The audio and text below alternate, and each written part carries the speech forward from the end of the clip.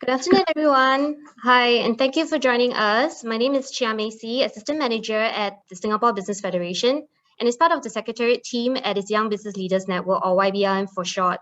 So since 2018, YBLN was launched with the primary purpose of reshaping the future of business, one leader at a time, by offering its vibrant community the chance to meet peers, share experiences, and explore partnerships that positively impact society through business. YBLN is also represented on the ASEAN Young Entrepreneurs Council, AYEC, and I would like to take this opportunity to welcome our friends from AYEC as well as from China International Youth Exchange Center, the China ASEAN Young Entrepreneurs Association, and the Australian ASEAN Business Council. Thank you very much for your support. Over the past year, in addition to regular small gatherings in line with the safe management practices for our members, YBLN has designed various engaging programs. We have launched our mentorship program in 2020 and recently commenced the second cohort. Our past fireside chats covered critical topics of how businesses leaders today are actually being challenged to face the COVID-induced new normals of the world, how to better work with the government to thrive, seeking business opportunities, identifying new priorities and potential growth with business luminaries, and just to name a few, such as Mr. Bae Swee Gin, Minister Chan Chun Sing, and Mr. Edward Chia. In collaboration with Sustainable Employment, a channel that SBF has initiated to support companies who are keen to co-create values with employees and achieve progress towards a more sustainable employment practices through various means and opportunities of evolving demographic, workforce landscape, social movement towards a more equitable and sustainable capital-labor relationship, and technological advancement. At today's event, we are pleased to share inspirational journeys by Sustainable Employment Pledge partners who are also certified B Corporations, so do stay tuned for that. At today's event, we have the pleasure to invite 4 distinguished speakers from the frontiers of visionary leadership to share their journeys to building resilient businesses with a purpose and providing meaningful insights of how they have redefined business success for the pandemic and beyond. Not only that, how pursuing capitalism with a conscience and doing business as a force of good can redefine success in business as enterprises strive to be the best, not to be the best in the world, but best for the world, creating a durable and shared prosperity for humanity today and for generations to come. And what is exactly the future of capitalism and doing business beyond profits? We will soon find out. Before we proceed, please allow me to walk everyone through some important points. Kindly note that this event will be recorded and will be posted on the SBF YouTube channel after the event. By default, you have joined the event with the audio on mute. If assistance is required, you may utilize the raise hand icon, which can be accessed by opening the participants menu. There will be a call for questions later in the session, where you can raise your hand via the raise hand icon for the moderator to unmute your mic. If you have any questions that come to mind during the course of the event, feel free to type them in the chat box. I will finish off my segment very quickly so that we can get on with the program. Before that, I would like to introduce our guest speakers for today. Let me begin by introducing our main speaker of today's event, Ms. Caroline Sell, Strategic Advisor, Sustainability and Impact at the Family Business Network International, FBN. At FBN, Caroline co-created Polaris, a global movement of family business as a force of good. She is a passionate advocate of purpose and shared value. She develops frameworks, content, and platforms to enable businesses to measure, manage, and improve their impacts. A fan of B Corporation, for-profit companies certified by the non-profit B Lab to meet rigorous standards of social and environmental performances, accountability, and transparency. We are also joined today by Mr. Benjamin Chua, CEO and founder of Speco Singapore, an environmental service social enterprise, a professional dry cleaning and laundry service provider in Singapore, which is a part of the Company of Good, which aim to empower organizations operating in Singapore to give in strategic, sustainable, and impactful ways. Next, we have with us Ms. Jackie Hawkins, CEO and storyteller of Vision Strategy Storytelling Private Limited, VSS, an award-winning storytelling and strategy company headquartered in Singapore since 2016. Certified as a B Corporation in January 2018, VS Stories helps present company brands in various industries, their identities and values in a form of corporate or business storytelling to a wider public with the help of narrative techniques. And our final speaker for today, we have Mr. Robin Fo, CEO and founder of Right People Renewable Energy RPRE, a Singaporean-owned company operating in Indonesia and providing renewable energy solutions for industrial clients. As part of the Right People group of companies, they have over 40 years of working experience in Indonesia and across Asia and have a good understanding of many energy-related problems faced by industries in these regions and are committed to assisting their clients to be independent of these problems with their renewable energy solution. Last but not least, allow me to introduce our panelist, Mr. Tom Stewart, Executive Director of B Corp Southeast Asia. Having moved to Southeast Asia from UK in 2019, Tom now lives in Singapore and also a member of the B Lab Global Leadership Team. A qualified project manager previously specializing in construction industry, Tom is now a highly experienced sustainability professional focused on supporting businesses in their ambition to be a force for good. Without further ado, I shall hand it over to Caroline to begin the exciting lineup for today. Caroline, over to you. Thank you, Macy.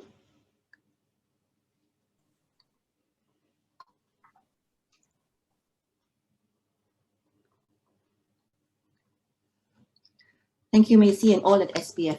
I am so excited to be here and to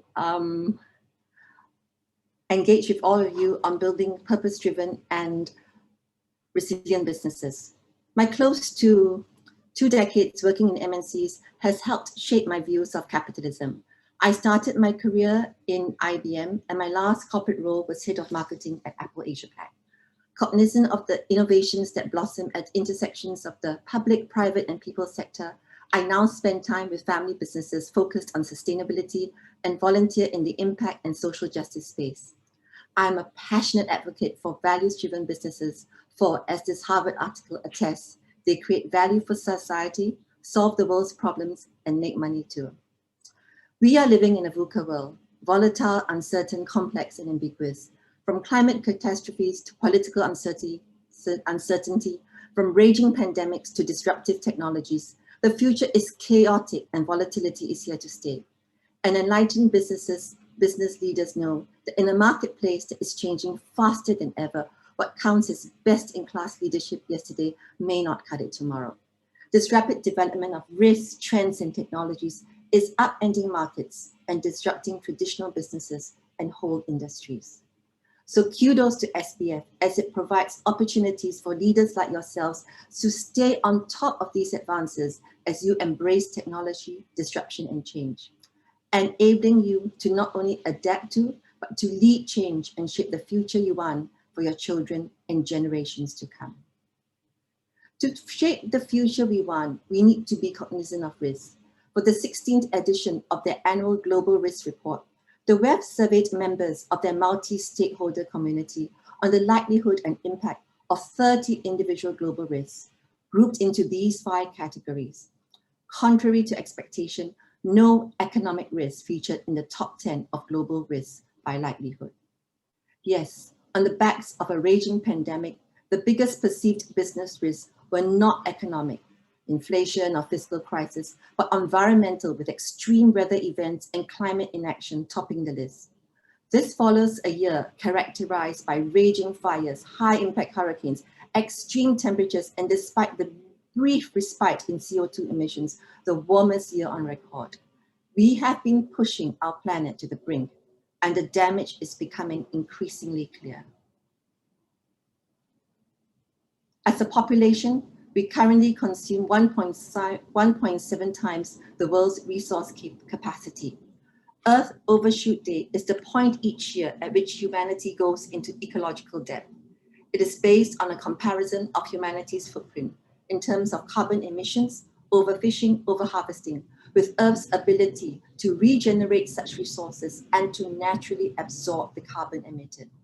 It is alarming that despite the economic paralysis in many parts of the world due to COVID, our overconsumption and footprint continues unabated. This year, we fell into debt just 3 weeks ago. We are borrowing from our children and our children's children. But isn't COVID giving nature a break? Some may ask. A few weeks into the lockdown, yes, we read stories of dolphins in the Bosphorus, penguins on the street of Cape Town, otters in Singapore CBD. as global media report how nature is getting a break, as people are forced to stay home. These stories, coupled with record drops of carbon emissions and reports of clean air in some of the world's most populated cities, made the case that there's a silver lining to this crisis, as Mother Earth benefits from the restrictions on movements imposed on people around the world. Yet, as the West advances, this is wishful thinking. With governments preoccupied with fighting the pandemic, particularly in urban areas, opportunistic actors and criminal groups involved in land grabbing, deforestation, illegal mining, and wildlife poaching are taking advantage of the fact that governments distracted by COVID may have taken their eye off conservation. There are reports of increased deforestation in Asia, Africa, and Latin America. And areas dependent on tourism to fund conservation, like the Galapagos, are facing reduced resources as tourism has come to a halt. Meanwhile, illegal mining for gold and precious stones in South America and Africa are on the rise as prices spike and protected areas are left unguarded. Just like climate change, COVID has a disproportionate effect on the poorest and most vulnerable. We read that in today's Straits Times. And this exacerbates already dire social issues. Those on the front line right now, bus drivers, nurses, hospital staff, cleaners, the world over, are disproportionately the lowest paid members of our workforce. They are more likely to catch the disease because they are more exposed. And in many countries, the bravery of frontline workers has not always been matched by government leaders with virtue signaling and narcissistic posturing from populist politicians. Some human rights groups have described COVID as gifts to both authoritarian leaders who impose draconian crackdowns and far-right extremists as they stir anti-immigrant and anti-minority rhetoric. Since 2015, the richest 1% of the world's population have owned more wealth than the rest of the planet. The pandemic has further exacerbated this divide. Oxfam posits that while the 1,000 richest people on the planet recouped their COVID losses within just 9 months, it would take more than a decade for the world's poorest to recover from the economic impacts of the pandemic. Prosperity for the few, founded on widespread ecological destruction, persistent social injustice, fear and distrust, is no foundation for a civilized society. Throughout centuries, as Alan Schwartz has said, what we've seen when the masses think that elites have too much, one of two things happen: legislation to redistribute the wealth or revolution to distribute property. Yes, any system that prevents large numbers of people from fully participating or excludes them altogether will ultimately be rejected. And that's what we see happening today. Populism, involuntary migration, and profound social unrest are on the rise, with dire consequences for business. So what has been the response of business to all this upheaval? Across the globe, we are encouraged, in fact inspired by the stories of enterprises from family firms to MNCs to SMEs who are standing by their supply chain, repurposing their production for societal need, and keeping their workforces on near full pay, even as they are given leave of absence. For example, e-commerce giant JD.com has delivered essential goods across China in an effort to fight the COVID-19 pandemic. With the support of the local government, JD deployed drones to conduct ground surveys and designed special drone corridors to deliver medicines, disinfectants, and other essentials to areas hard hit by COVID. Yet even as these stories uplift us, we read of grave injustices. Bangladesh, one of the world's largest clothing exporters, is reeling from the crisis. More than half of Bangladesh suppliers had the bulk of their already completed production cancelled. Close to 350 factories were forced to close, and more than 2 million garment workers in the country lost their jobs because of order cancellations worth an estimated $5 billion. The impact of brands' business response to COVID extends beyond Bangladesh, with several other garment-producing countries, example Vietnam and Turkey, reporting devastating consequences for workers.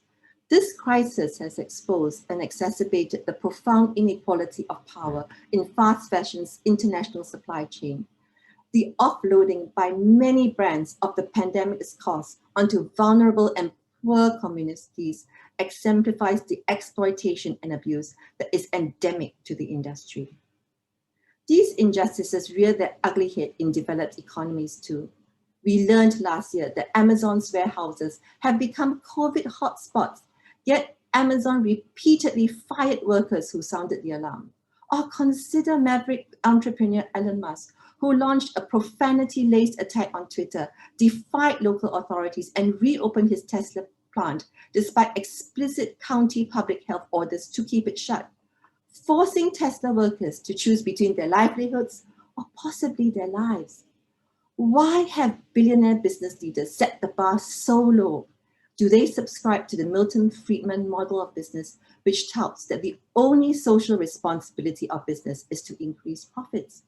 Or perhaps, as The Guardian comments, is it the arrogance and indifference that comes with extraordinary power? This crisis that humanity is facing today, climate change, global pandemic, social unrest, have revealed major fault lines in society and have accelerated calls for a reset of economic policy, social foundations, and capitalism itself. The role of business is being called into question, and we need to re-examine the purpose of business. Today, business is regarded primarily by governments the world over as an engine of economic growth. While private enterprise can be very good at that, there is a problem. Much of their economic activity produces costs or externalities that are not absorbed, or in some cases even understood by business, but which are nonetheless very real and borne by society. These costs can be seen all over the world: smog in cities, desertification of land, eutrophication of rivers, loss of diversity that brings hundreds of species of live wild animals into unnatural contact with each other, and in the case of COVID, with domesticated species and humans. This spillover of pathogens from the animal world to humans, causing zoonotic diseases, has been accelerating. SARS and MERS coronaviruses provide warnings about what the future might hold, but these warnings were ignored. Enlightened leaders know that this trajectory is not tenable, let alone sustainable. Companies need to understand the mutual dependence between business and society, take responsibility for negative externalities generated, and redefine success in business with metrics that deliver for all stakeholders. Yes, we need a plan, a tangible, practical plan that will mobilize individuals, businesses, and nations to build a better future. And the good news is that such a plan is already in place. Recognizing the emerging consciousness of business leaders and the potential of the private sector to be a catalyst for good, the UN actively engaged corporates in developing the Sustainable Development Goals. The 17 SDGs were launched in September 2015.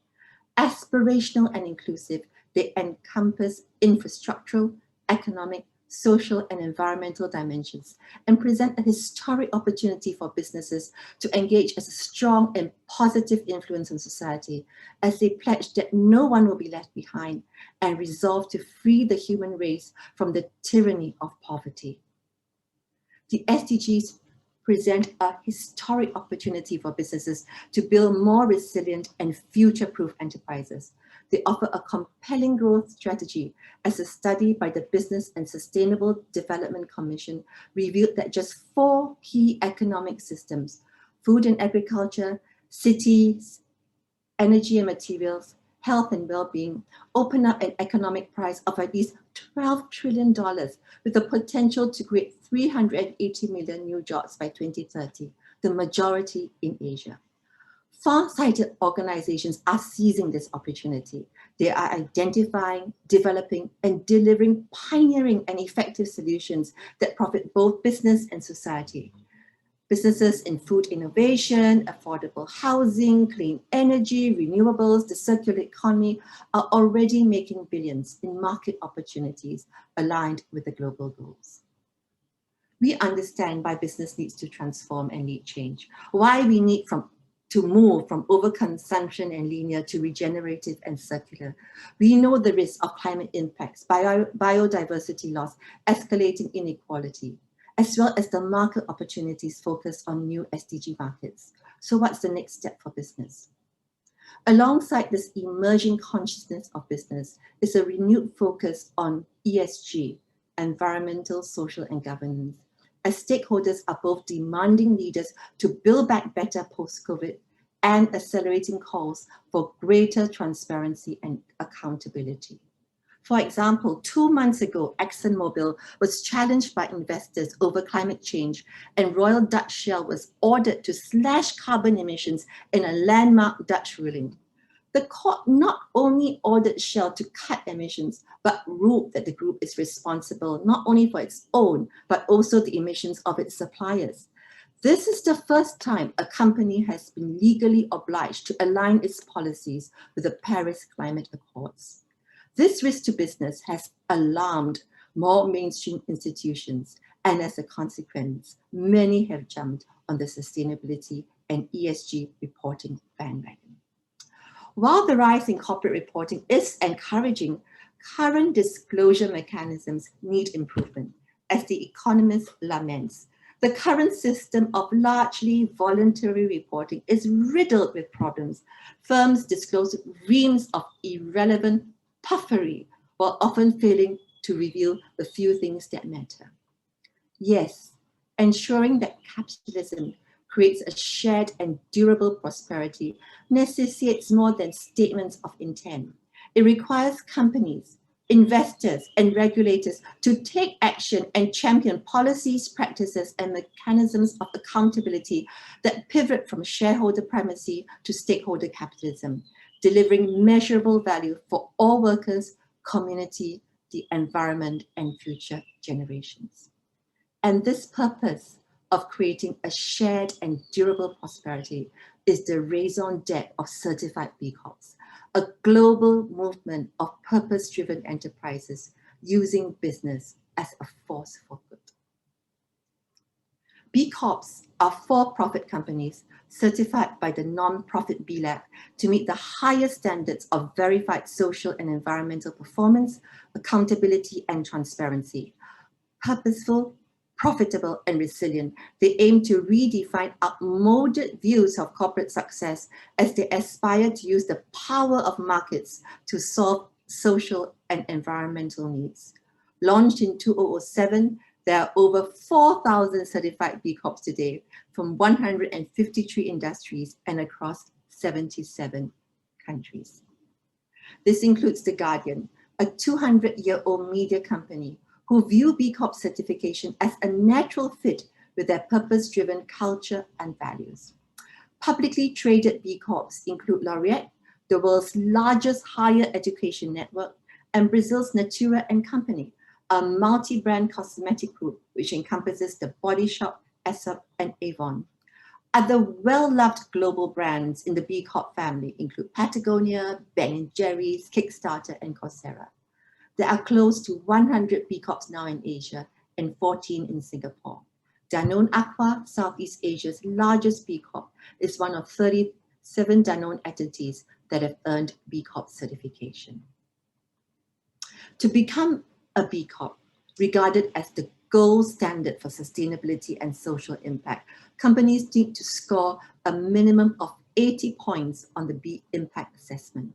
While there are a myriad of certifications for specific products, example, Green Mark for buildings or Fair Trade for coffee, what sets the B Corp certification apart is that it evaluates an entire company on metrics that include worker engagement, community involvement, environmental footprints, and governance structure, rather than a single product or aspect of a company.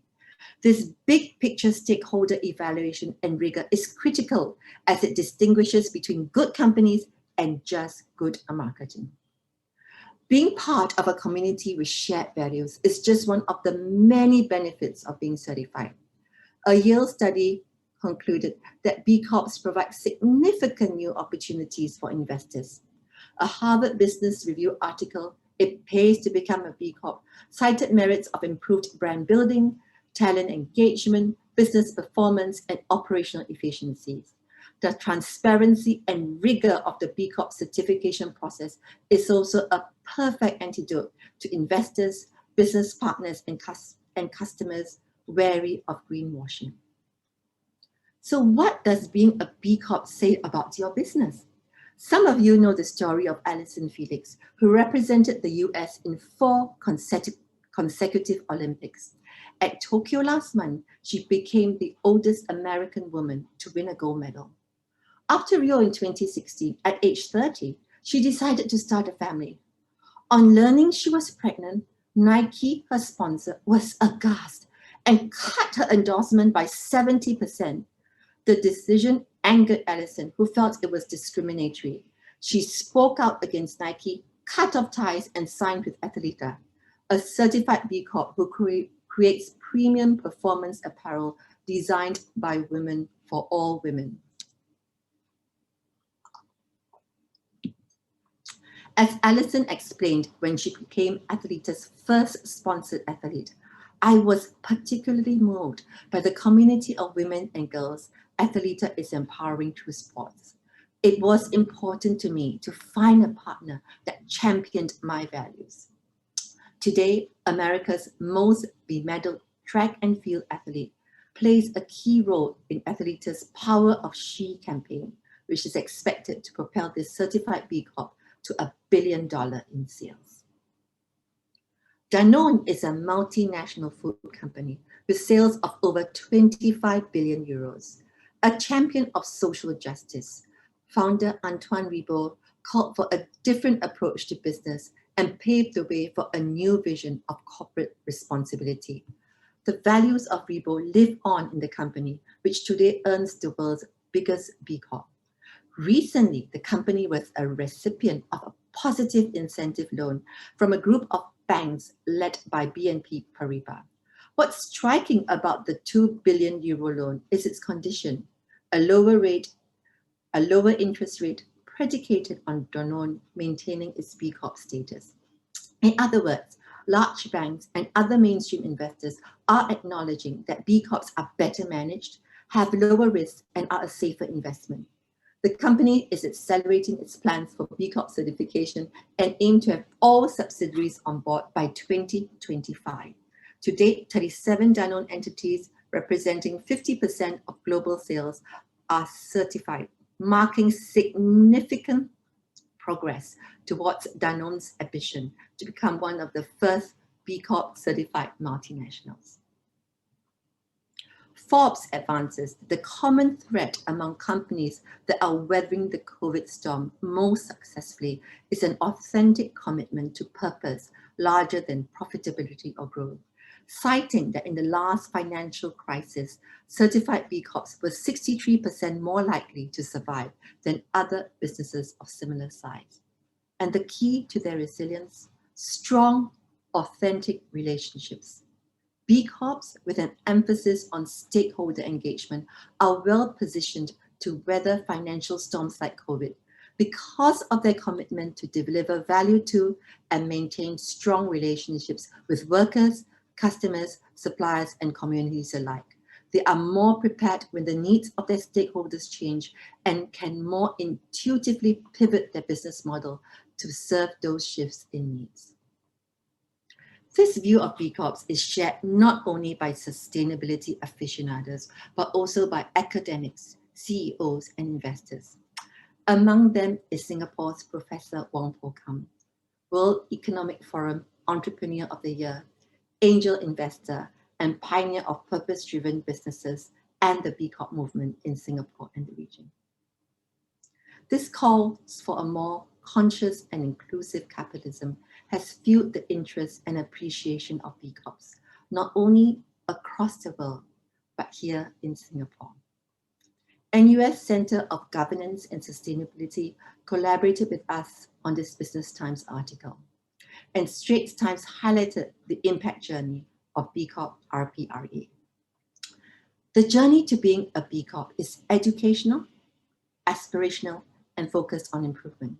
Today, there are over 150,000 companies across the globe actively using the B Impact Assessment Framework as a tool to measure, manage, and accelerate positive impacts. Companies in Singapore are welcome and encouraged to do likewise as they commence their stakeholder management journey. B-Lab is providing the assessment as a public good, and the use of the framework is free for all enterprises, SMEs, family businesses, MNCs, as a self-assessment and benchmarking tool. In addition, the tool is not one size fits all, but it's tailored to a company's industry, size, and market. By harnessing the power of business, B Corps in Singapore and across the globe use profits and growth as a means to a greater end. High quality job creation, reduced inequality, healthier, regenerative environments, and stronger communities. As such, I am so thrilled that 3 of our B Corp CEOs are here today: Ben, Jackie, and Robin. These founders are using their entrepreneurial talent for a greater purpose, striving not to be best in the world, but best for the world. So delighted to have them here to share their stories of purpose and resilience as they aim to create a shared and durable prosperity for humanity today and for generations to come. Over to you, Ben Shra. Thank you, Caroline. Thanks for building up the entire compelling story for me to make my presentation. That entire build up was, I probably have to leverage on it and build on that strength as well. So maybe just to share a bit, I'm the founder and CEO of Speco. While we really want to show the kind of weather that you see in my presentation here, the pathway, the road, it's not only as sunny, not always as fair as what you can see in my presentation. It is more likely something that you can see when we look out of our windows now. Dark, gloomy, uncertain. It's a tough journey, right? I think one of the areas here is that when I first saw this title of the workshop today, the pathway to lasting business resilience, the first thought that came to my mind, what pathway? Sometimes it feels like we are going through a canal. Sometimes we are going through a sewer. But of course, it is only with the help of the other companies on board this. We create more businesses for good. We use businesses as a force for good. And it's not just one single SME. It is not just Singapore Business Federation coming in, but it's by the involvement of every single businesses. Then maybe this pathway will become an expressway in the future. So I move on, switching the slides. All right, so a bit more about Speco. What do we do? What have we been doing? As well as where do we want to go from here? I think right now our business is one of the businesses, one of the industries, we're in an industry that is at top of mind right now because we are in the disinfection, we're in the cleaning, we're in the hygiene sector. But things were not like that just a couple of years ago. We have seen many reports. We have seen even the news covering it that cleaners, people in our industry has always been part of this invisible workforce. We do not want to see them around our office. We want our places to be clean. No one wants to engage with them. And how about the state and the wages that and the standards of living that they were currently going through previously before the push towards progressive wage model, before the push and the highlight towards this industry? I think things were right now it's brought up to the forefront. Of course, when people see that environmental service, the frontliners are really important, there's a lot more focus there. We started from there 5 years ago. We started, I'll share a bit more later, but where we are now is that I think when we thought about how and where we wanted to go, we wanted to redefine this entire industry, not only as a form of a business for good, but how do we use our new products? How do we use our way of conducting business? How do we transform this entire industry based on what I've shared with you earlier? Our mission now has changed as well. I think we want to focus on holistic protection on not only your surfaces, but also your loved ones and also to your indoor air quality. A bit of background for us. Maybe we will start on the Speckle story. We started 5 years ago. It has been a very long 5 years for us, filled with ups and downs, emotional roller coasters, and whatnot. We started off as a housekeeping company, a cleaning company. We started off with 7 workers, and these 7 workers were not passed to me by my father. It is not a, I'm not a second generation owner. Neither did I want to come out to this industry and say, aha, let me start a cleaning business. It was not the case. I started the business when it was rather accidental. It was rather accidental. A phone call came. My friend, he said that there were some workers that had been retrenched. Can we do something about it? So at that point, it wasn't even a business to start off with. It was more like an intention to do something good for this bunch of 7 workers, find them jobs, match them to other jobs. But there seemed to be demand. So from there, we took it on and we started performing housekeeping services for apartments. So we grew. Within 6 months, from 3 apartments, we became 50 apartments. And that was when the turning point came. We said that, okay, we have hired 7 retrenched workers, elderly.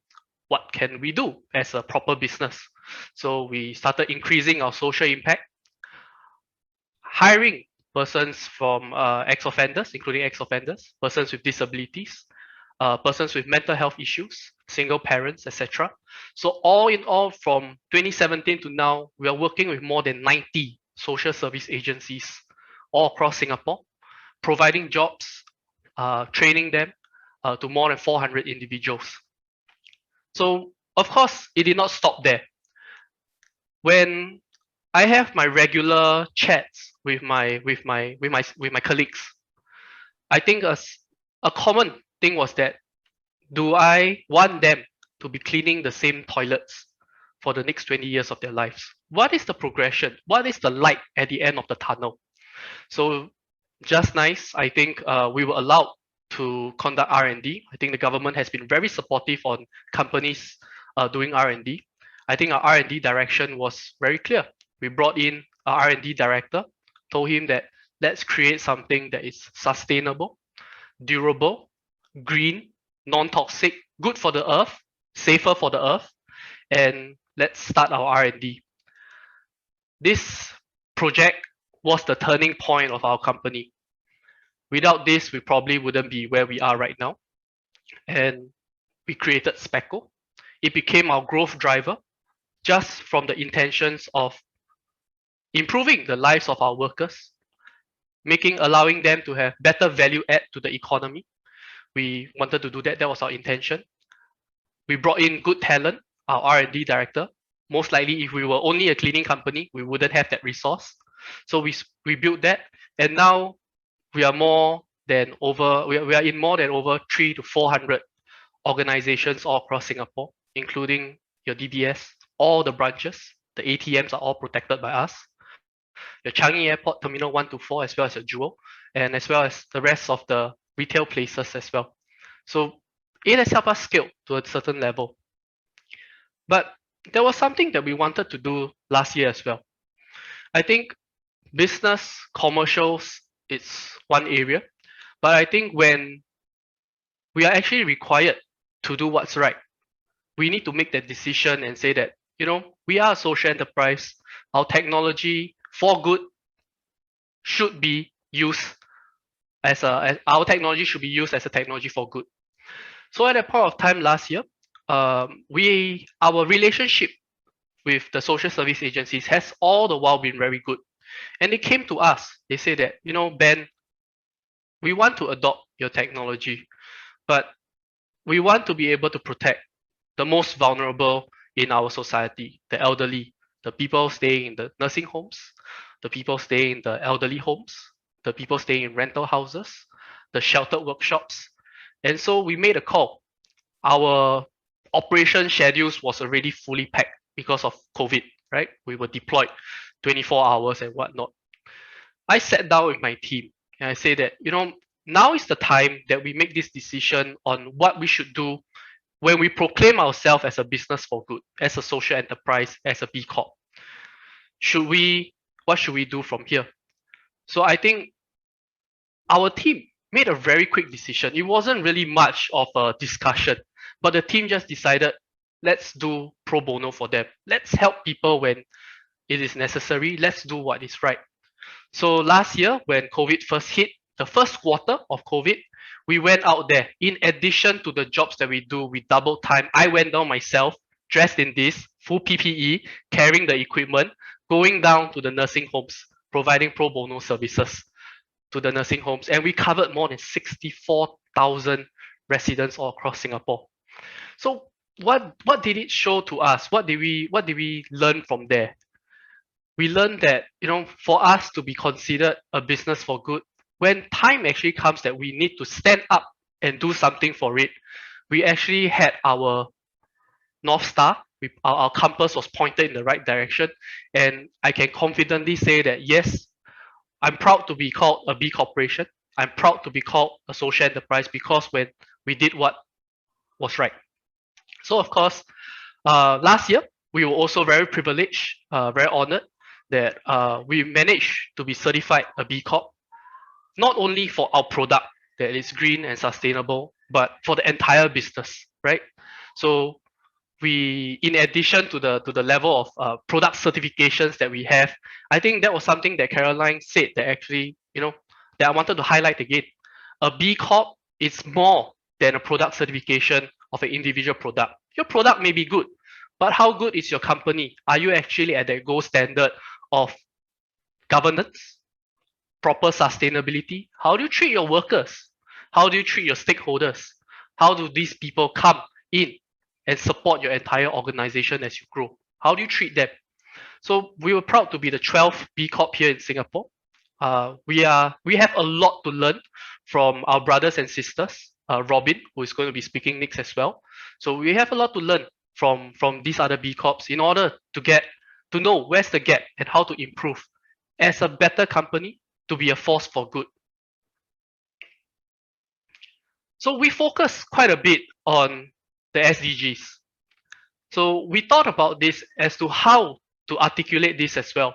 Because when we first started out, we started out as a manpower company, cleaning company, right? So we hired workers, marginalized, we train them, upskill them, give them jobs, give them good jobs, etc. So we were very focused on social goals. We wanted to make sure that we reduce inequalities. That was our main SDG that we were committed to. We wanted to focus on inclusive hiring, progressive careers, good working conditions. We are a unionized company as well. But with Speckle, with this technology that we had, imagine the amount of UN SDGs that we were able to commit to, that we're able to fulfill. So not only when we transform as a business by focusing on the right intentions, on right technology, not only were we able to do the social goals, we were able to cover the environmental goals as well, that we were providing things that were biodegradable, safe for the earth, reduce chemical wastage. This is one big thing that we have always been nagging our partners and our clients. Reduce your chemical wastage. You are spraying and coating everything, and you do not know how much effects does this have on you, your humans, your materials, to the earth on the long term. Sure, you may apply it once off now, it's fine. But if this is going to be applied on a regular basis for the next few years, for long term to come in this new normal, I think you should be a bit more concerned about what you're putting in, what you're breathing in, what you're touching. So these are things that we tend to be a bit more passionate about. So we focus a lot on the environment. And with this, with a more comprehensive and holistic nature, we're able to have more conversations with our agencies, with B-Lab, with MVPC, with RACE. So we have more conversations with them, partnering them, building better institutions, growing the entire industry together as well. So not only us, we grow as a company, but we want to lift the entire social enterprise industry. We want to show that doing good, you can also make money. You can make money as well as make a difference. So these are things that we really want to do. So I think for us as a new B Corp, the call to action here, it's quite simple. When we have SMEs here, we have SBF. The common questions are, so how do we get started? What should we do? Who do we support? What should we be aware of? I think what we are doing here, Caroline, with SBF, with Tom, with Robin, what we're trying to do here is that we're trying to build an ecosystem. We're trying to build an ecosystem here, right here in Singapore, that we work with good companies. Companies that have a heart, companies that want to do good together. That's why you're here in this workshop. How do we work with other B Corps, companies of good? How do we work with the social service agencies and support one another? Because as I mentioned, how do we move in this pathway that is dark and gloomy to something that is much better in 2 to 3 years time or even longer? So I think the first step is that the UN SDGs are there. Align them to your company's DNA. Use this as a goal, use this as a guide. But I think for most of us, doing good in the environment like what we have here in the pandemic, it's going to be difficult. It's going to be challenging. We are all focused on our top line, us included. We are top line focused. We are top line driven. We want to do well as a company. If not, whatever that we say here, it's actually just dreams and aspirations. It cannot come to fruition. Top line does matter. So from what I share with my team as well, I think we have big ambitions. We want to see this grow as a strategy. We know that this is the way forward. Take small steps. Work on it in small steps. Start by talking to a social service agency. And of course, if let's say common call to action, as a consumer, support each other, right? Look for verified sustainable companies. There are 14 here in Singapore. There are B Corp, many other companies of good, many other social enterprises that are with race. Look out for the trusted brand. Companies of good, B Corporation, Business for Goods. I'm doing a shout out here for the rest of the businesses that are doing good. Spread the word. Spread the word. Do it on your social media and whatnot. And I actually have something to share here.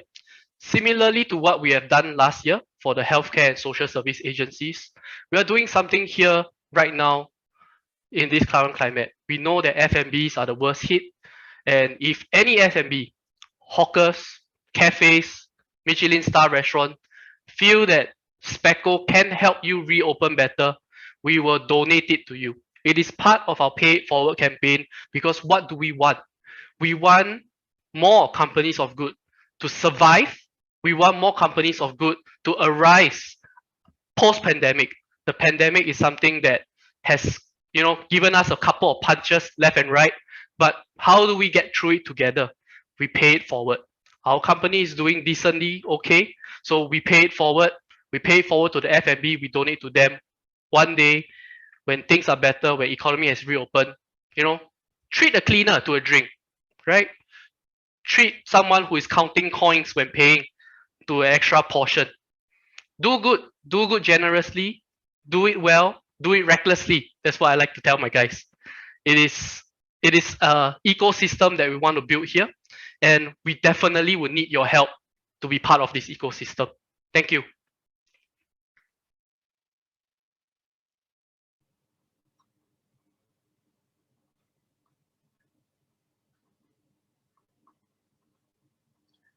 Thank you so much, Ben.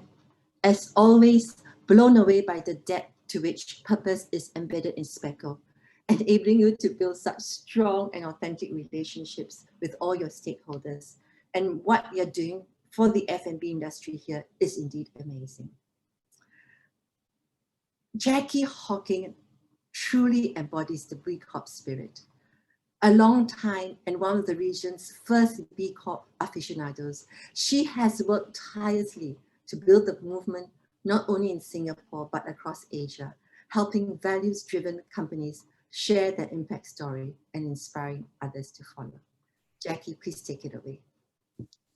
Thank you so much, Caroline, and thank you everyone for coming today. It's great to see so many people, and I see a few familiar faces as well, which I haven't seen in a long time. So very proud to share my journey in impact and with the B Corp movement.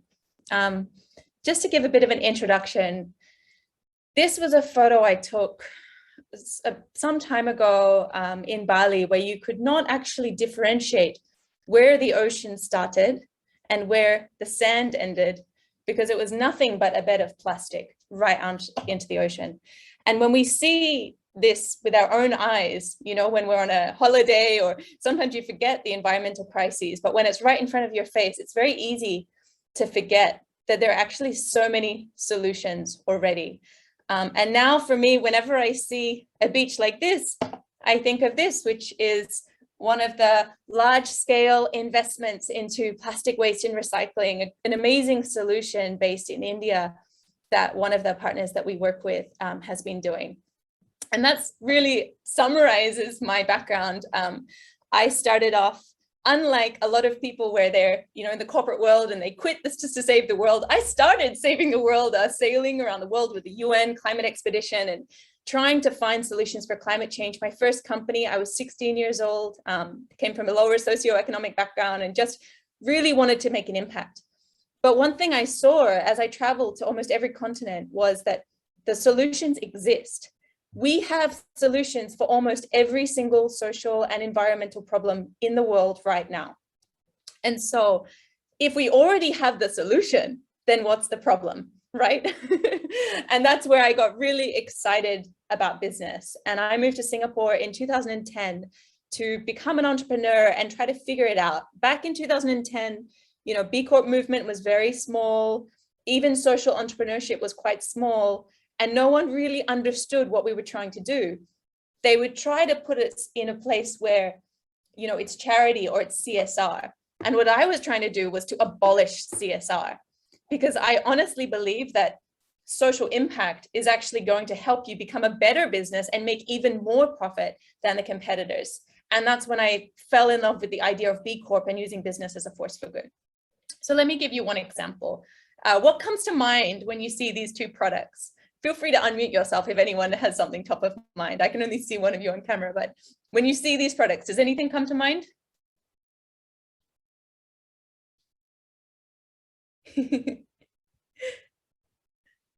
So one of the things that people think of, they might, sin, dopamine, yes, correct. They both give a lot of dopamine. They're both perhaps not the best for us. When I see these two products, and addiction, that's also very true. The one thing that comes to my mind is actually supply chain and child slavery, right? When you think about chocolate, cocoa used to be one of the worst products in terms of child slavery. And it wasn't until brands realized that there are actually solutions. We can prevent this from happening.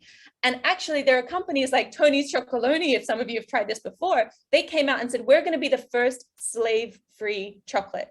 Not just because it was the right thing to do, but because they knew that that would help them be a competitive advantage. And now it's an incredibly successful company. And that's how I believe that we can actually find solutions to use these social, ethical, environmental tools to actually help business thrive. So why can't we do that with electronics? All of our electronics have similar issues to the cocoa supply chain. And so companies like Fairphone are trying to create the first slave-free phone, right? It is possible. We know the solutions are out there. All we need is more people to come together and try to implement these solutions. And remember that everything you touch has the potential to have a huge social and environmental impact, from the phone you select to the chocolate that you go and eat tonight. And that's where fair trade was fantastic for certifying products. Having fair trade or slave-free chocolate was groundbreaking. So that's really what I started focusing. My company here in Singapore, we focus on communications around sustainability for all of the different audiences that you have, right? First of all, if you think about it, there's your staff. Now, if you're an inspiring, purpose-driven company, people want to work with you, right? And they want to stay. You don't need to pay for recruiters. You don't need to invest time retaining talent, because all of the best talent are coming to you wanting to work for your bigger purpose, right? When you look at your profit margins, maybe climate change has destroyed your supply chain and you need to innovate. There are lots of different ways which sustainability actually is a core business strategy, not just something to put on the side. So for example, with your staff, maybe you could actually use your company purpose, right? Using your business as a force for good to attract the best talent in all of the universities. Make that your campaign about you are a business that stands for greater purpose, and that's how you're going to use it to attract talent. Another incredible story you could share is like what I just mentioned in your supply chain. Let's say that you produce a product. Maybe you could tell the story about the farmer of where that raw material has come from. One of the advice I give to the clients that we work with in communications is think about the entire business process, right? So you've got like your raw materials. Where does your products come from? The human dignity, the staff. How do you take care of your staff? What about the way that you get your product to your consumers? Anyone who tells me that they don't have a social impact company, it's just for profit, I tell them that there's no such thing as a social enterprise. There's only anti-social enterprises. If you're a company not considering this, you're missing out on a huge business opportunity. And right through until the end of the product life cycle, when your consumer finishes using the product, what can you then do in the circular economy? How can you make it zero waste? Or how can you be part of a circular supply chain? So these are the kinds of areas where, banks, as Carolyn said in her wonderful introduction, banks are actually starting to give better loans for businesses that are implementing these kind of high performance ESG kind of strategies. And so this is what we're trying to find, these stories, so that brands can use these stories as their campaigns to attract their staff, or even just internally to inspire everyone on the team about the purpose of the company, right? But then lastly, of course, there's the consumers. And this, I think, is really the heart of how B Corp, scaled so quickly, is that brands realized that if they really truly adopted the B Corp community, all of their customers, all of their consumers would actually turn into ambassadors for the brand. And they would actually talk about the brand, and they would actually share it with their friends, because they're no longer like creating stories of the product. They're not talking about the product anymore. The consumers are talking about the purpose, and they're saying, I love, Athletica because of the purpose of this business. I believe in this business and I want to talk about it. And like, as a communications company, it sounds weird, but ultimately, I don't want any company to even need a marketing agency, because you shouldn't need one if your consumers are doing the job for you, right? They're the ones that will become the ambassadors. Your staff will be the ones that become the ambassadors, right? This is the kind of thing that can happen when you really embed purpose into the core kind of business strategy, into the way that you approach every angle of your business. One of the favorite things for me as the impact of kind of B Corp and how it's impacted our business is that sense of community, right? So starting from the internal communications, building up these alliances of B leaders inside businesses. We've had the pleasure of working with some of the multinational B corporations, and, seeing how their teams are able to, maybe it's one person that's looking at the assessment, and then that one person gets a few more people that get excited about it. And now suddenly there's a whole team rallying around trying to achieve this certification together. And then they soon have the entire company getting inspired. And people are jumping out of bed in the morning to go to work because they love their job. They love the brand. They love the business. And what is better than that, right? That's why I love business. That's why I'm an entrepreneur.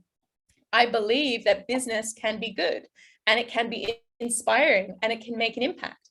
And that's the kind of stories that we need today. Everybody has seen the plastic on the beach, but how many people have seen the plastic made from seaweed? Some of the clients we're working with, in Indonesia, they're creating incredible new packaging made out of seaweed. The solutions are there. They just need more people in this community to come together and help them scale. And like Carolyn said so beautifully, finding strategic partnerships together to really solve our common challenges. We often think as a community that we're facing challenges by ourselves, but it's never the case. Any of your social or environmental challenges will be faced by someone else. And maybe it's someone else that's already solved it.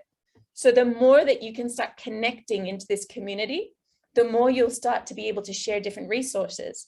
Even just with some of the B Corps in this room, Robin and myself, like, it's about finding ways to make friendships, form bonds, and be able to share solutions within each other as well. So that's from the internal community. When we go out to your investors, I think this is actually a huge business opportunity. If you have high performing ESG, you will, as a smaller company, be able to attract investors. I know some investors that are actually filtering the companies that they invest in, whether they're B Corp certified or not. This is relatively new in Asia, but it's very common in the US for different investors, for smaller businesses. And I think we're already starting to see that on the radar of big institutions and banks here in Singapore as well, looking at how ESG is actually a framework to decide of whether or not they should invest in certain companies. And so it's definitely becoming more and more topical, right? And once you join these communities, that's when you can really start to collaborate. And then lastly, I mean, this picture here behind me, this was an idea to give an example of how powerful this community is. One of my friends had messaged me a few years ago and said, hey, how come, Singapore doesn't have an environmental film festival? And I replied to her and I said, well, there has to be an environmental film festival in Singapore. There's an environmental film festival in Borneo. There's one in KL. There has to be one here. Maybe you just haven't been before. But it was true. There was no festival.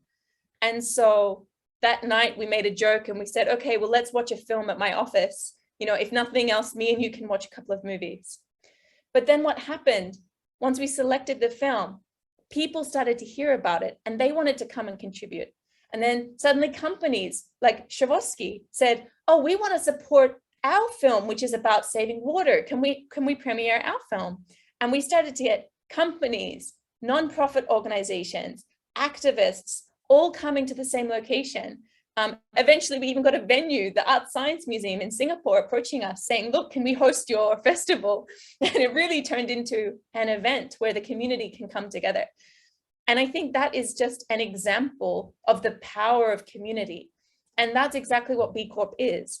It's about people with a shared vision that want to make an impact, that want to do well in business, that want to support each other to do well in business, are combining our strategies to be able to scale. So hopefully it's inspired some of you to be able to come and join the community and see how we can all support each other on this journey. If you have any questions at all, I'm more than happy to answer them. I know I was probably a bit shorter than the other two, but I'm really glad to be able to share my story and hear everybody else's. So thank you so much for listening. Thank you, Jackie, and please continue to share these amazing stories, especially yours, which is so inspiring.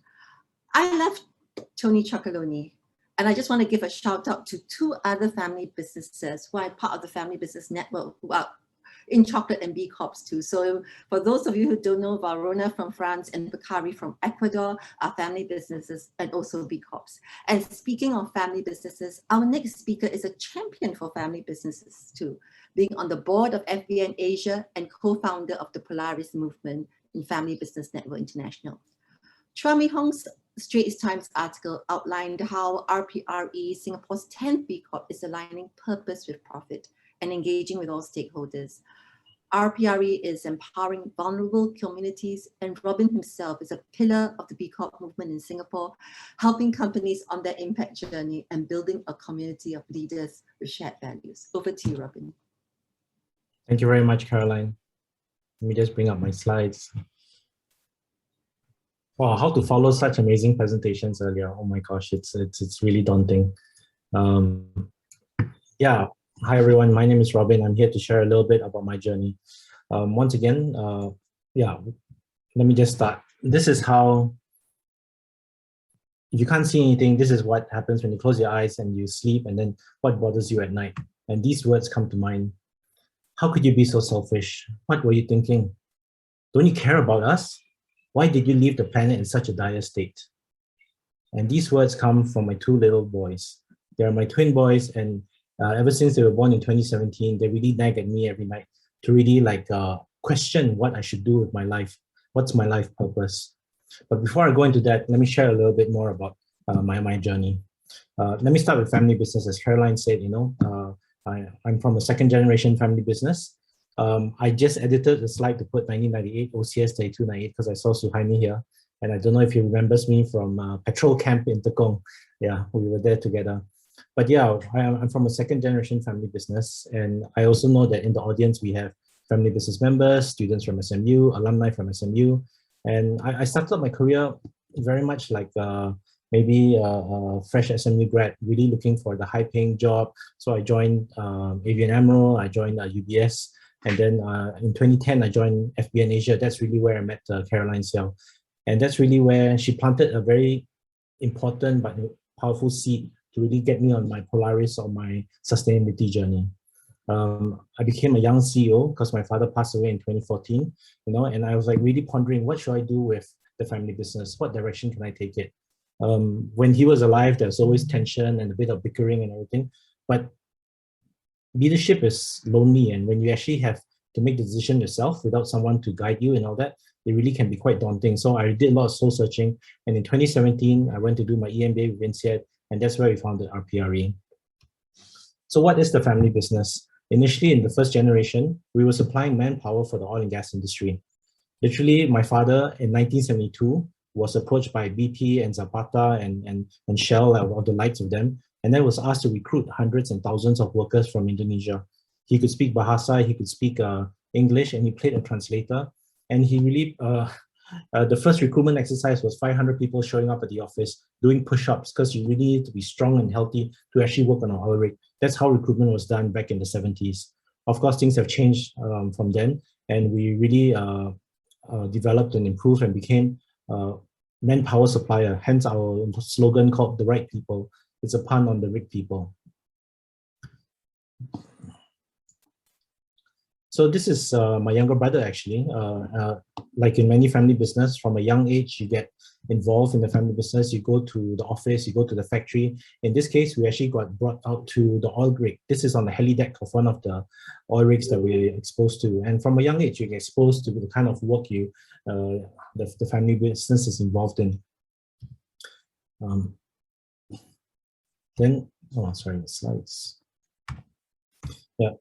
Fast forward a few decades, this is me and my dad here in one of the shipyards in Jurong and Keppel, and we work together, and I actually tried to be a B Corp as early as 2015, and because we were involved in the oil and gas industry, we couldn't. The B Corp certification was really prestigious, or at least like aspirational. And when we did the assessment, we realized, oh, we are in an industry that wasn't really well looked upon, and we really weren't really there yet in terms of our governance, in terms of our other aspects. So it was a long journey. So even though we employed hundreds and thousands of workers and provide them jobs, bring them from the small kampong, give them education, get them certs and certification, and then actually get high-paying jobs. Some of them earning $2,000 a day, when they go up to as high as like a superintendent level. And yet we still couldn't be a B Corp because of our association. So I'm really glad to be able to have pivoted into RPRE, where we actually focus on clean renewable energy. But this big transition point is actually also when my brother one day said, hey, and my younger brother, 6 years younger than me, he's actually a sound engineer. He went to London to study and all. And he said, hey, I want to join my friend's business, and he's in the events industry. They do a lot of very creative things. Can I join them? I was like, yeah, by all means, the oil and gas industry is slowing down. Why don't you go and chase your dreams and follow your dreams? And I was all happy for him until he said, hey, actually, I also want to quit and do something else because my values don't align with the family business. And immediately my knee-jerk reaction was like, wow, you're very ungrateful. We send you to London, we buy a apartment for you in zone 1, and then we send you to university. And then now you're saying that you don't agree with the family business. Who do you think paid for all that? But of course, that was me just being defensive. But this small little conversation that happened in the family planted another seed in my head and thinking like, do I want to continue my father's legacy, which he started in the 1970s, or do I want to shape what the future is going to be? And once again, in that soul searching, it took me some time, but eventually I went to do my EMBA with INSEAD to actually finally start RPRE. So here we go. We joined the business boot camp in France. They have a strange sense of humor. They literally give you a boot when you win. So you can see me holding one of the army boots and a bottle of French champagne.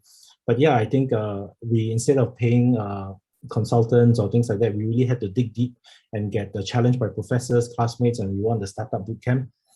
Coincidentally, INSEAD's campaign for that year was actually the business school for the world and want to be a force for good. So everything was kind of aligned and it was matching. This was a transition again. I think when I first joined the family business, there was a lot of arguments, a lot of tension, and coming from black and white, banking in Singapore, especially from Singapore, where everything is laid out for you, and you got a problem, you call help desk, everything will come to you. Stay in 5-star hotels, go fly business class. When you join the family business, all those perks go away, and then you really have to face reality. And yeah, there was a lot of fighting, there was a lot of arguing, and FBN, the Family Business Network, was a huge support for me.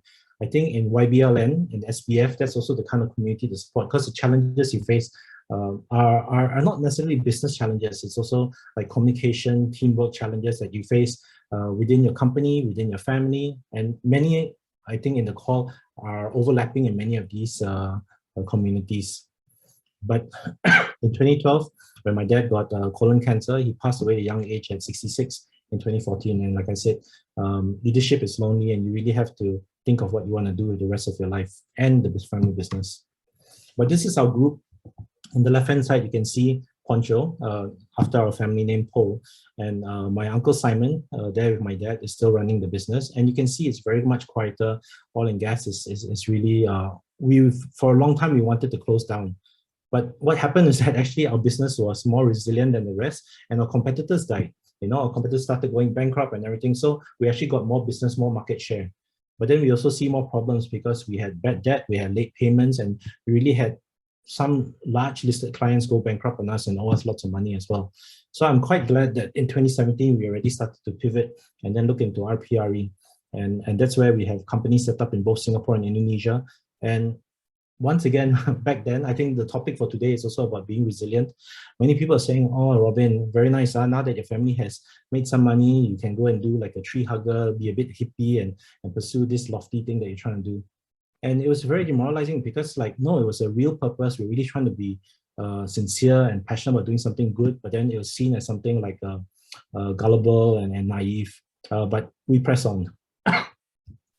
It was not, I would say it was not until 2018 when actually, we'll come to that slide. But as we looked into renewable energy, what did I know? I'm not an engineer, I'm not an electrician. What can I do to actually tackle the renewable energy space in Indonesia? Because we are so familiar with oil and gas, we understand that all across Indonesia, 3 time zones, 250 million population, so many thousands of islands who don't have proper access to energy. This is where we can actually deploy our market knowledge, our country knowledge to actually try and solve problems. So many headlines, I think you've seen them itself. Today in Singapore, you also face flooding. Can you imagine the floods that you face in Indonesia itself? The capital of Indonesia, Jakarta, has to move to another city because it's sinking, in a drastically alarming rate. I think those in the military, when we say that, NS is super important and we want to defend our land, literally who you're fighting against is climate change, and Singapore will actually sink if we don't actually do further things. And now we're going to build like a coastal defenses to actually protect ourselves from rising sea levels. So Indonesia is also the same, and they have to move their cities. In 2018, Prime Minister Lee Hsien Loong actually said, if we don't do and focus on climate change, we will literally be in deep water. And this is so important, how top-down leadership is important, because when it was in 2017, when we started speaking to investors, speaking to banks, it's like, oh, Robin, nice, pat on the back, trying to save the world, good on you. But no one really took us seriously. And I think only when more and more people, especially top senior leaders, started talking about it, then started gaining traction, gaining momentum. I think today everyone knows climate change is super important, ESG is super important, and there's no doubt about that. But if we're speaking about resilience, you really need to stand your ground, especially in the early days. So what do we do as RPRE? I mean, our mission is really to help commercial industrial clients transition from dirty energy like fossil fuels, diesel, coal, to clean renewable energy. We really want to make the planet a better place, and our slogan and our vision is people, planet, profit. We also look at the SDGs, and we don't claim to be able to do them all. These are the ones that we focus on and that we think we can actually make a difference on. And this is one of our clients that we actually went to do a site visit in Indonesia, in Pontianak. This is actually a listed company in Singapore, and they spend $1 million a year on fuel, on fossil fuel, to power the operations. And they've actually asked us to help them go green. And when I was there, I was like, wow, aren't you like bit shocked that, you're polluting the air and everything like that. And it's like, oh, we have like millions of trees, so actually net we're actually better for the environment. This is just a small speck. And I was a little bit surprised, but at least I give them credit because they brought me in there to try and help them change out of this, transition from diesel to clean energy. But not only in their production pollutive, they actually employ a lot of people as well. So all across the big land area that they have like remote villages hiring women and children, and they have mosques, they have churches, they have schools, they have accommodation. And I realized that we don't want to just help companies save money. When you help the company, you're actually helping all the communities and the workers and the whole community around it as well. So I realized, wow, we have a really deeper purpose. And this is stuff that you won't realize when you look at the annual report, when you see the AGM and things like that. You really have to be on the ground to actually experience these things. So we want to be a bit like the special forces of renewable energy, going to deep remote areas, helping them transition from dirty fossil fuels to clean renewable energy. And this is what their power situation typically looks like as well. In each villages, you have a hut, with a very old diesel generator. You have a cardboard there protecting it so it doesn't get fried during when it's raining. And we go there to help them switch to solar and batteries. Because you're so out of sight, out of mind, a lot of times the safety standards are actually also not complied with, whether they over here you can see the engine oil probably put back into the barrel, but I don't know when was the last time it was actually replaced properly and all that. So moving on to something positive. Jackie has been here in Manado. This is actually a dive resort, an eco dive resort called Ganga Island Resort and Spa. And because of the B Corp community, we actually invited a lot of people who wanted to learn how this is done, see it as a successful case study. So we helped this dive resort switch from diesel running 24/7 to solar and batteries. This was quite nice because it won us Energy Storage Project of the Year. And they said, oh, actually, that doesn't look too big. We have so many much bigger projects, in Singapore, in Vietnam, in Indonesia. But when you work in these remote areas, you can't just put a container there, drop it off, and then say, okay, we'll get a forklift to do it. Panel by panel, laborers, a lot of effort, a lot of work. There's no proper lift and crane. You actually have to do it manually. So that's the kind of effort that we have to go through. Each battery that you see here is actually 80 kilos, much heavier than many of you on the call. I'm heavier than 80 kilos, but definitely much heavier than many of you on the call. And we had to transport hundreds of them, to make the difference. So sometimes when you see also like a report, oh, that's like a small project, but actually dauntingly on the real side, it's actually very demanding. So do we do this because we want to just help the environment? Yes, we do, but actually helps business sense as well. Clients are spending so much money burning diesel. It's expensive to maintain, expensive to transport. You have to have multiple contingencies, and you're going to an eco resort. Guests have also complained that, hey, I can smell something, I can hear something when I'm trying to rest. So that also causes issues. So really, it's a no-brainer today. I think most people know this, like solar energy is one of the cheapest forms of energy in the world, and there's no air pollution, no noise pollution, and it saves money, it helps companies make higher profit as well. So I want to run through the business model, but effectively, this is what we do. We help clients who are running on diesel switch to solar and batteries. Sometimes we work with banks, but we also work with impact investors. A project that we're very excited about to help is actually this one here, where we actually help a floating hospital in Indonesia. This is an NGO called Dr. Share, and I've spoken about them many times. But they go to remote areas in Indonesia where there's a tsunami, where there's an earthquake, and actually do medical support free of charge just to help the remote communities. Just last month, they are going around the Batam area right now. They did cataract surgery for 108 people so they could see again, and all with the help of donations and everything. But they are still constrained by using diesel generator.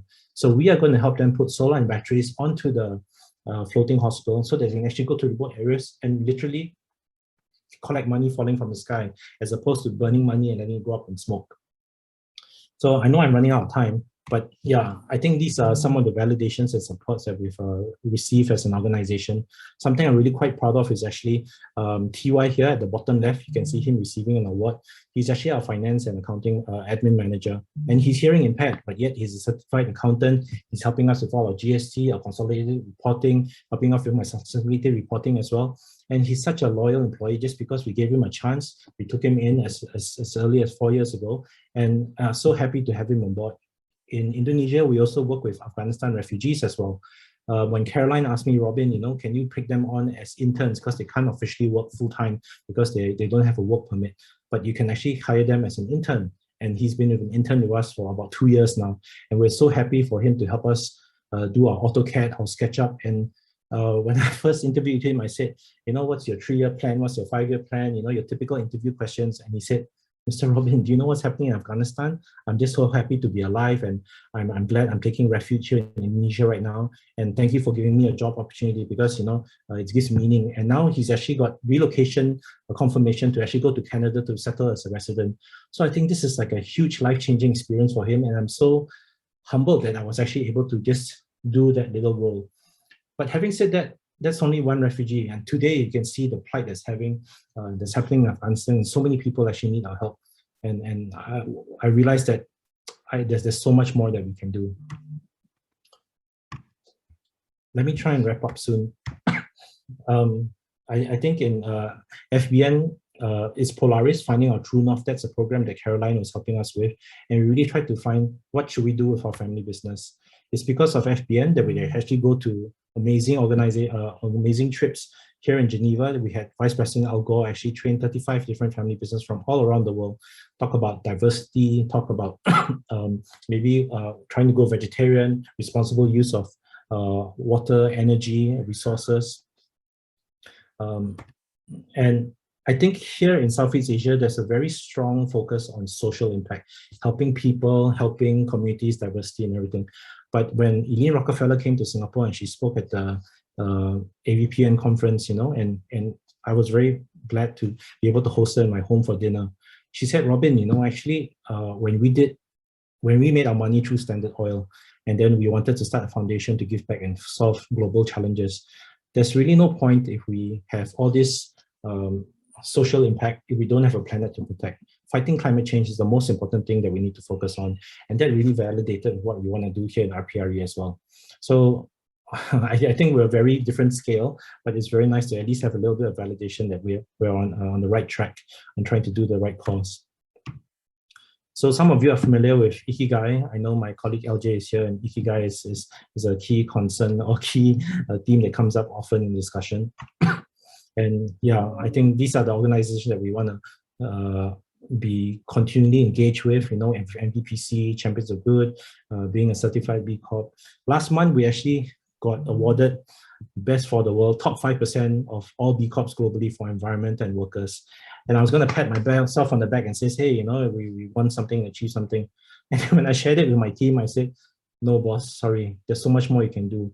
Our colleagues in Indonesia not only need to get vaccination, we need to verify that they are getting the genuine ones. They need to get medical checkup as well because the state is not enough, and then we need to do it for their families as well. So actually being B Corp certified is not telling people that we are good. Being B Corp certified actually holds us to a higher standard that we have so much more that we need to do, so much more that we can actually contribute to, and it just keeps us on the toes. And every year the standards get harder and harder. So it teaches us, what the things we're falling short on and what we can aspire to do. I think I should be ending soon. So yeah, I think our focus is really the triple bottom line of people, planet, profit. And I'll end on this slide where we do not inherit the world from our ancestors. We really borrow it from our children. That's it. Thank you very much, everyone.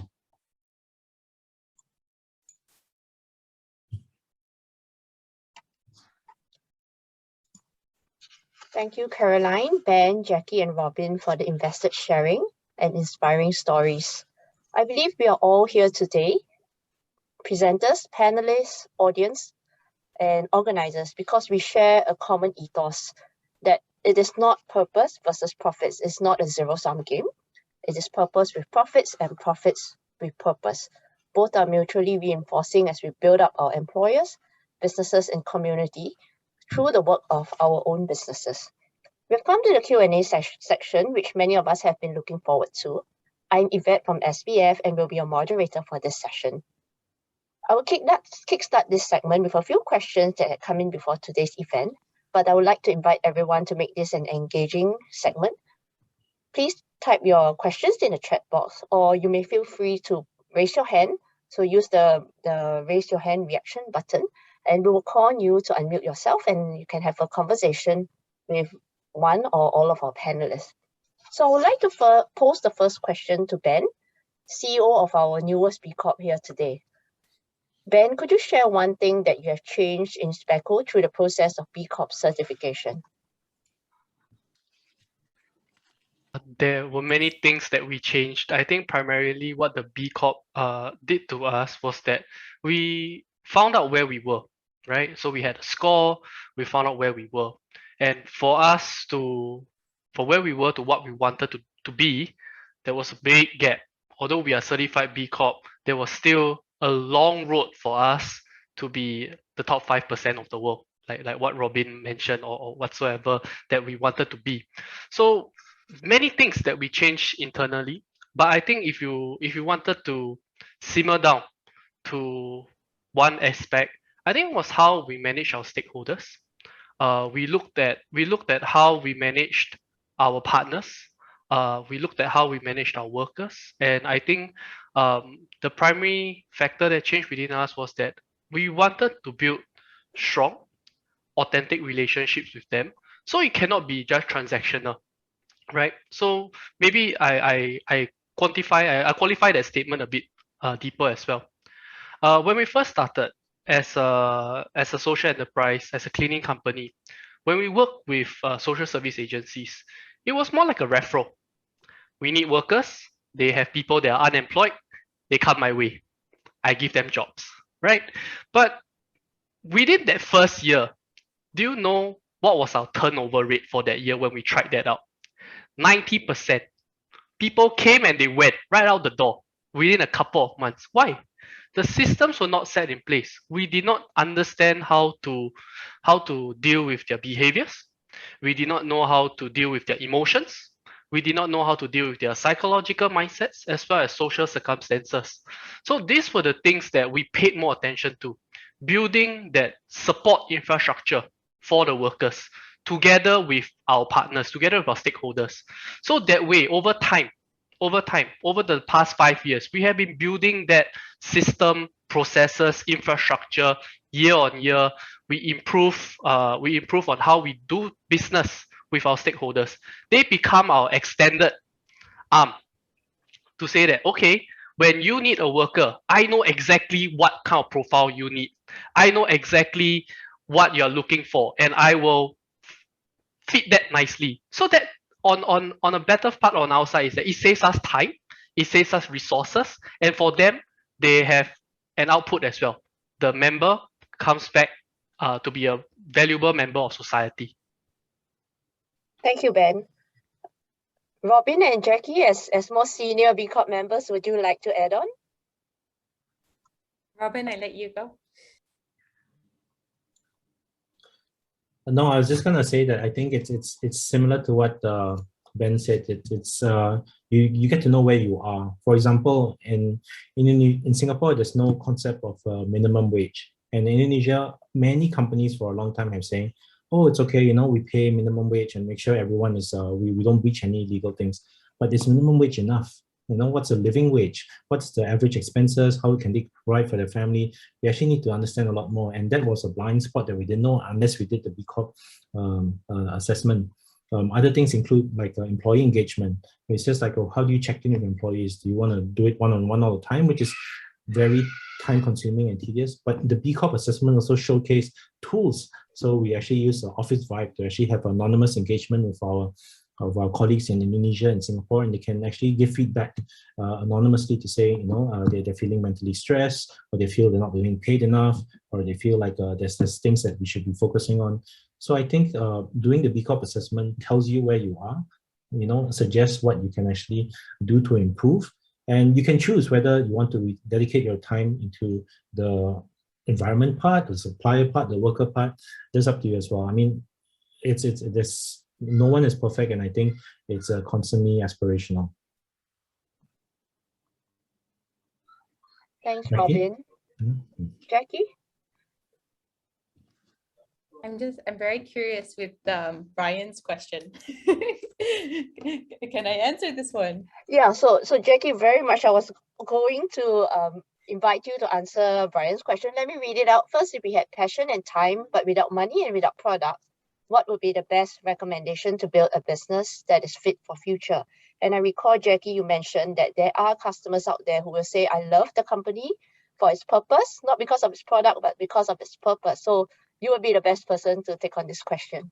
Yeah, no, it reminded me of a story I just wanted to quickly share. And to answer the question directly, I think all sane people should probably go and work for another B Corp. You know, if you don't have the product, if you don't have the financial resources, go and work with the incredible B Corps that are in this room right now. You know, go and work with RPRE or go and find a job within a company, because if we want companies to change, we need change makers inside companies. Not everyone can be an entrepreneur, right? We need people to go inside a company. So that's the logical answer. But I also just wanted to share a story when I first started at one of the first impact co-working spaces in Singapore called Impact Hub. This was back in 2010. Unfortunately, it doesn't exist anymore. But a man walked in and he was introduced.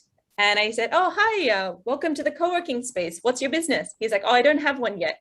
And I'm like, okay, well, what are you doing? He's like, I'm going to solve homelessness in India. And I said, wow, that's a big goal. What's your idea? He's like, I don't know. I'm like, well, who's your partner? He's like, I don't have one. I'm like, okay, so he literally came in with no money, no ideas, no product, but with a vision that homelessness was such a big problem. He was originally from India.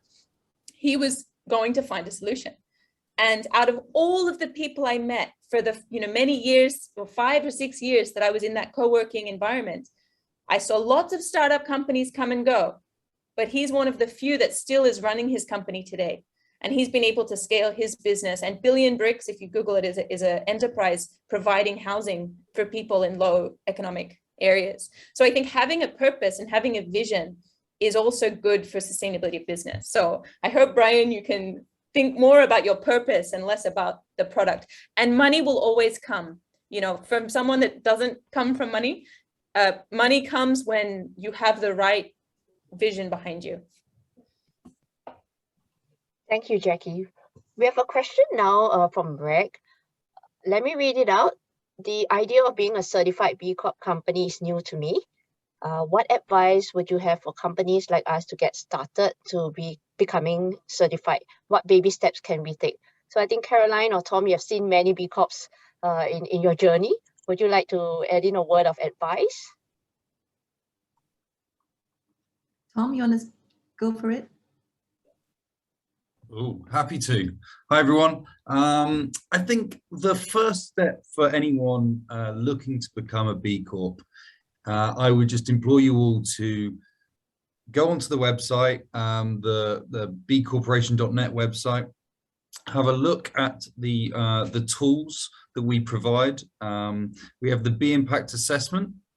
It's a completely free tool for all businesses. It's shaped for your industry. It's shaped for the size of business, and to start on it. It will open your eyes into as these wonderful people that have spoken before me have mentioned, into areas of your business that you wouldn't have necessarily thought that you wanted to explore or been asked questions previously about.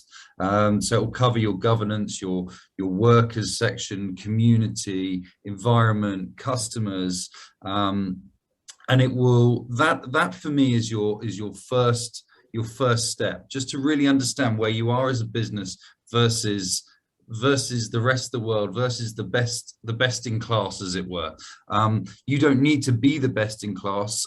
80 out of 200 is the scoring system that you need to achieve to, but learning more, speaking to someone in the community already. Robin and Jackie are ambassadors for us. Ben has been a brilliant advocate for B Corp since attaining it last year. So you can speak to someone in the community, My details will be shared. Please feel free to get in touch with myself, and the team will sit down and talk with you as well. But there's a lot of information out there about B Corps now globally, and here in Southeast Asia and Singapore.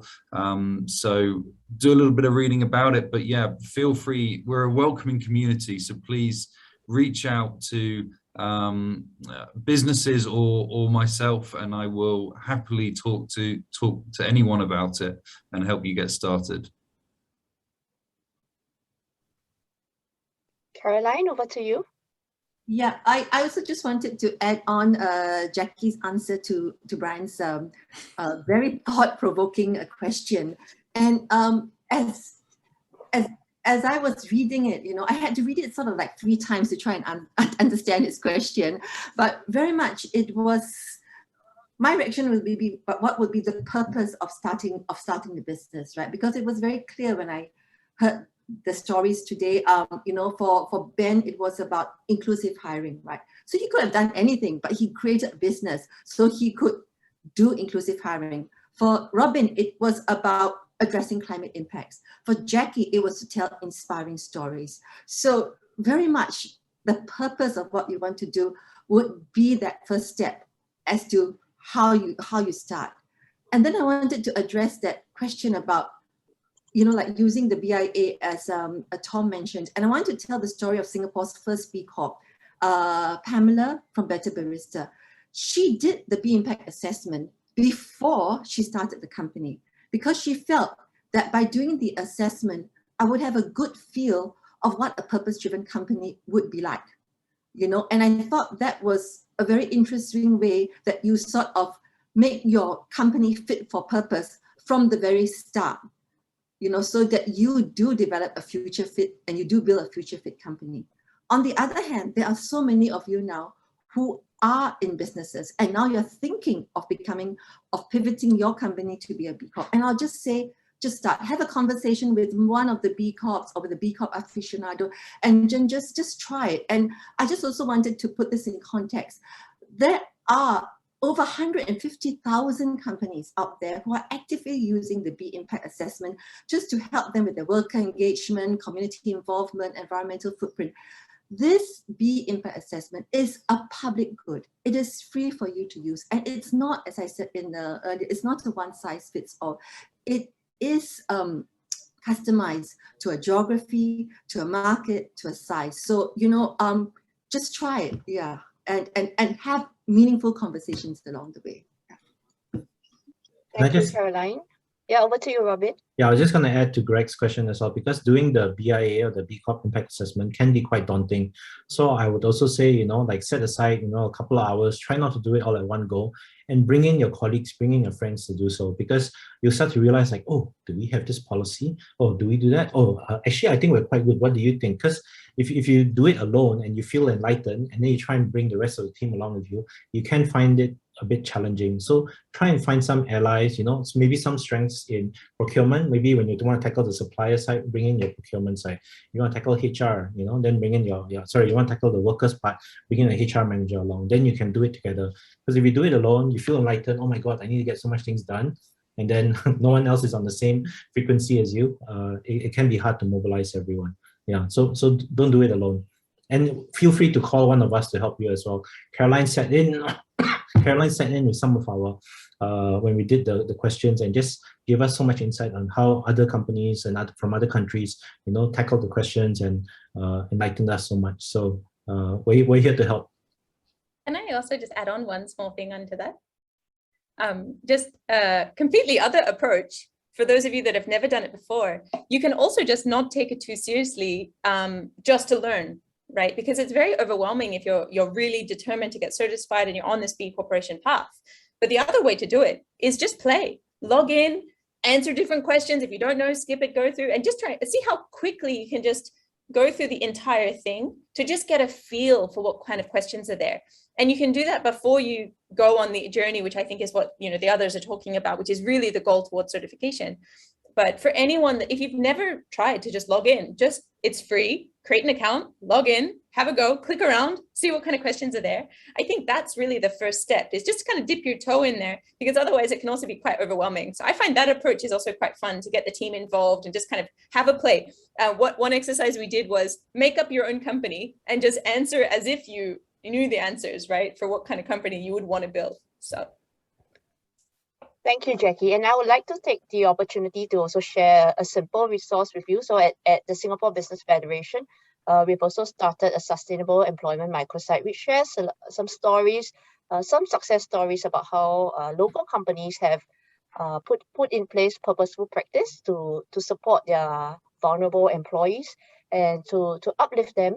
And all the B Corp companies here are also our Sustainable Employment Pledge partners. So those stories are there to inspire you. You can pick and choose the practices that you want to put in place for your companies. We have a lot of Sustainable Employment Pledge partners among our audience as well, Yakun, for example. So I think you can go there to get started as well, and I'll share the link in the chat. So I think we are almost at the end of today's session, but I would like to take the opportunity to invite everyone, our panelists here, to share a parting sentence or a word of encouragement to our companies here. Tom, would you like to start? Massively on the spot. Yeah, just get in touch. And I think that for me is the parting gift I'd like to say, is that you've heard some amazing stories from Ben, Robin, and Jackie, and how Caroline shaped this conversation. From a B Corp perspective, we hope we can help businesses go forward in the right manner. So please feel free to get in touch. Here to help. So thank you for sharing this platform, and look forward to speaking to some interesting businesses moving forward. Thank you. Thank you, Tom. Benjamin, your parting words. I think the first step is that maybe we can all start by paying it forward. We can. This is something very simple, something very small. Let's start by paying it forward. Thank you. Thank you, Ben. And Robin, over to you. Yeah, I mean, I'm actually very heartened by the great response we had for this topic. I think previously, again, perhaps in the past, people would discount social enterprises or business that wanting to do good, or maybe just a CSR representative will come.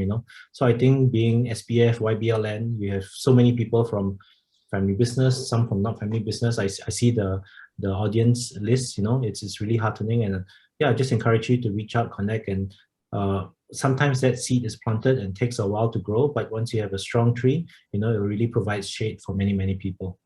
Yeah. Thank you, Robin. And Jackie?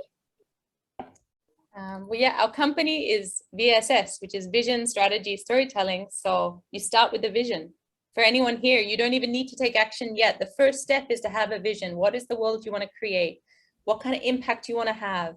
Put that into your brand story, into your own voice, so that you can start to rally around it, and start to find solutions, and just question everything, all the materials in your supply chain. What are some simple low-hanging fruit that you can do tomorrow that instantly is going to transform the ethics and sustainability of your business? So there's so many solutions out there. Just get inspired. Thank you, Jackie. And Caroline, your words of wisdom, please. Just adding to what my friends have said, you have a vision and it's a journey, and just get on that journey. Don't judge yourself, don't judge others. Creating positive impacts takes time. It doesn't happen overnight. As Robin shared, along the journey, he realized that, this is where I am, and this is where I like to go. So surround yourself with people who give you positive energy, and just start. Yeah. Thank you so much. And a big thank you to SPF for hosting and organizing this for us. Thank you. Thank you. And also a big thank you to our presenters and panelists for this very honest exchange of ideas, stories, and journeys. Without further ado, I shall hand over the time to Stalisha to wrap up today's session. Okay. Thank you, everybody, for joining us today. If you have joined us from the beginning to now, a big pat on your back. Everyone, please pat yourself on the back for joining us on a rainy afternoon at the end of what can be a quite tiring afternoon and day. So now, as we go to the end of the session, I would like to invite everybody to join me for a group photo.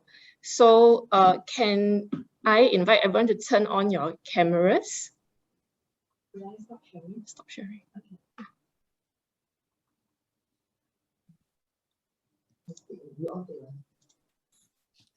Okay, don't be shy. Please turn on your cameras. We should have done this earlier, then we can see everyone's smiling faces and engagement. Yeah.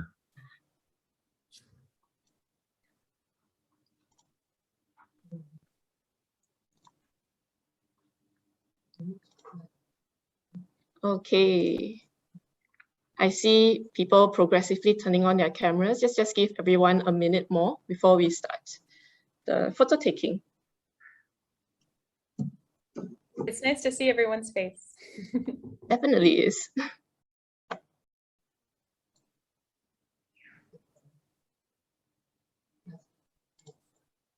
Okay, so let's take a photo. Everybody give your biggest smile. 1, 2, 3.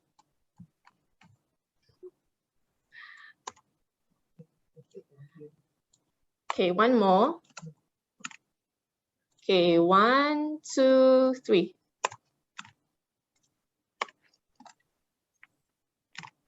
Okay, I think I got everybody's photos. So can I just get the slide back up again? So we heard a lot from all of our speakers today. We are very inspiring stories, very impactful stories. And we saw this common thread which is that everyone is united in our passion to do well and to do good, to be a force for good. We believe that thriving customers, employees, and also communities lead to better business and healthier long-term growth in the future.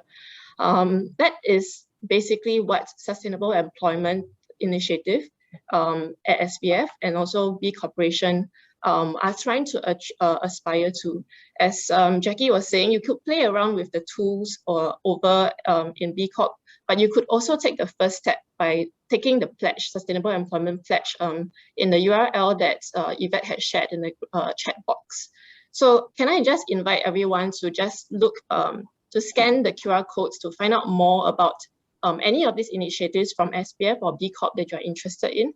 And I just want to say thank you very much for joining us this afternoon.